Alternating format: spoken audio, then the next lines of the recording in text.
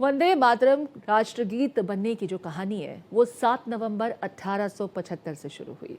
बंकिम चंद्र चट्टोपाध्याय ने इसे प्रकाशित किया। 1896 में पहली मर्तबा सार्वजनिक रूप से राष्ट्रीय स्तर पर इसे गाया गया। भारतीय राष्ट्रीय कांग्रेस के अधिवेशन में रविंद्रनाथ टैगोर ने इसे गाया। 1905 में बंगाल विभाजन के विरोध में वंदे मातरम जनता की आवाज बन गया। 1950 में संविधान सभा में वंदे मातरम को राष्ट्रगीत घोषित किया गया। भारतीय संविधान सभा 1950 में भारत के राष्ट्रीय गीत के रूप में इसे अपनाया गया। वंदे मातरम गीत की रचना बंकिम चंद्र चट्टोपाध्याय ने की। इसकी पृष्ठभूमि 1876 के बंगाल के अकाल से जुड़ी हुई है। वर्ष 1870 में भारत में भयंकर अकाल पड़ा। गॉड सेव द क्वीन को भारत के राष्ट्रगान के रूप में प्रस्तावित किया गया, जिसे राष्ट्रवादियों ने अस्वीकार कर दिया। जिसके बाद बंकिम चंद्र चट्टोपाध्याय ने वंदे मातरम की रचना की। इस गीत को उन्होंने अपने प्रसिद्ध उपन्यास आनंद मठ में शामिल किया। 1896 में रविंद्रनाथ टैगोर ने पहली बार इस गीत को भारतीय राष्ट्रीय कांग्रेस के अधिवेशन में गाया। 1907 में प्रस्तावित भारतीय राष्ट्रीय ध्वज में बीच में वंदे मातरम लिखा गया।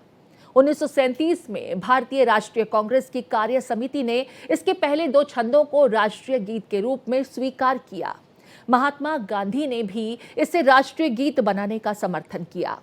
1950 में जदुनाथ भट्टाचार्य ने वंदे मातरम के लिए संगीत तैयार किया।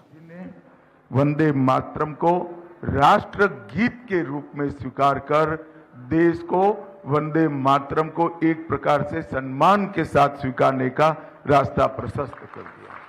और वहीं से वंदे मातरम हम सब के लिए एक राष्ट्र चेतना का गान बना है। और आज 150वां पर्व है। 150 साल आज वंदे मातरम के हो रहे हैं। तब मैं जरूर कहना चाहता हूं, वंदे मातरम जब लिखा गया वो कालखंड को भी हमने समझना पड़ेगा। 1875 में एक लंबे मुगलों की गुलामी के बाद अंग्रेजों के शासन का कालखंड बन चुका था।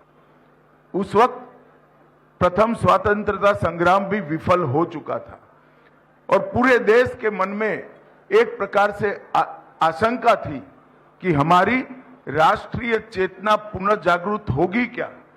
उस वक्त बंकिम बाबू ने राष्ट्र चेतना का ये महागान गाया और वो महागान हमारे सांस्कृतिक राष्ट्रवाद का पहला उद्घोष बना।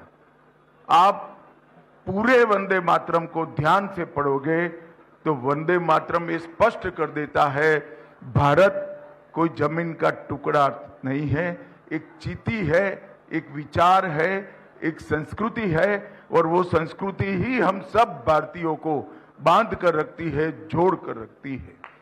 भारतीय जनता पार्टी ने जब जनसंघ बना तब से लेकर अब तक हमेशा सांस्कृतिक राष्ट्रवाद पर बल दिया है।